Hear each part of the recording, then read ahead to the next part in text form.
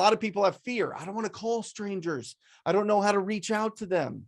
I don't know what to say. I don't know what I'm supposed to be asking. I feel very awkward. I'm not from this industry. I'm 18 years old. I've been a teacher for a long time. I've been in the military. I drive trucks, all of these things, whatever it is, it doesn't matter. If you understand these 4 things, you could talk to any property owner anytime. These are the 4 things that you're trying to find out from that property owner, and they go in this order. Number 1, the condition of the property. When you start asking the property owner about the condition of the property, they are more likely to open up the conversation and let it breathe. The longer you talk to the property owner, the more you're going to get, the more comfortable that they're going to get, the more of a relationship you're going to be able to build with them over the phone or in person.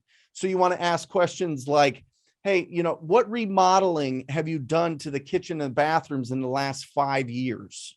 Right? Open-ended questions, very specific. It starts getting the ball rolling. Okay, great. How's the flooring?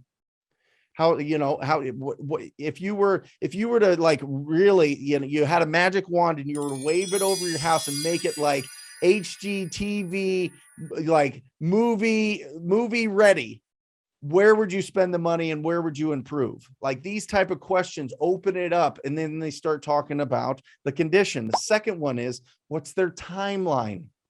This is critical. This is absolutely critical that you find the timeline out, because yes, they might consider an offer. Yes, the price might be something that they're considering, but they might not want to sell for years and years and years, or when somebody graduates high school, or when they find somewhere else, or when they retire. All of these things, it matters, because the strength of a lead depends on the timeline that they have. The shorter the timeline, the better the lead.